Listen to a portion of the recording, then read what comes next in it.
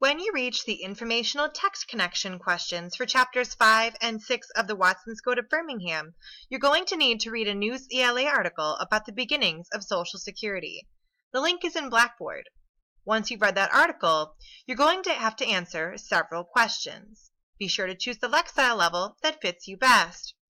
So when you go to News ELA, you're going to see an article that is actually a primary source about the start of Social Security. Please be sure to choose the Lexile level that fits you best. I'm going to choose the 810L Lexile level for right now.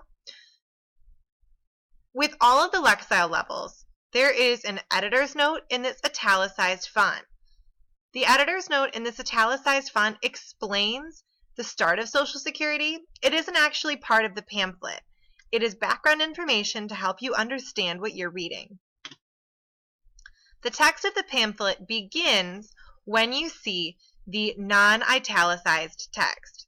So where it says plan that will do the job well for 810L, if you go down to the 570 Lexile level, it starts here. If you head up to 950, the text of the pamphlet starts here. And 1140, the text of the pamphlet starts here or on Max. So once you see non-italicized text, you know you're actually reading the text of the pamphlet. Let's look at question 7. Question 7 says, what is the main idea of the pamphlet written by Harry Hopkins? So this question is asking, what is the pamphlet mostly about? In order to find the main idea, take the topic and from there find the most important idea or detail about that topic. If you're not sure how to find main idea, take a look at the topic and main idea videos that I've uploaded into Blackboard to help you with this question.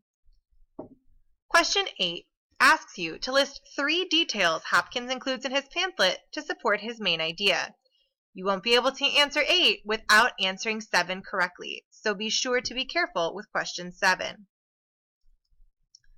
Question 9.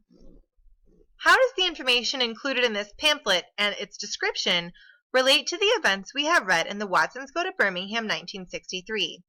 So I'm asking how all of the text for this article, including the italicized text that is part of the editor's note and the text of the pamphlet itself, I'm asking how that relates to what we've been reading. And the last thing that you need to do is go to the article and click the Open Activities link, and then take the quiz and record your score. You'll go back to the article, you'll click Open Activities, and take your quiz. It's 4 questions, so once you get through it,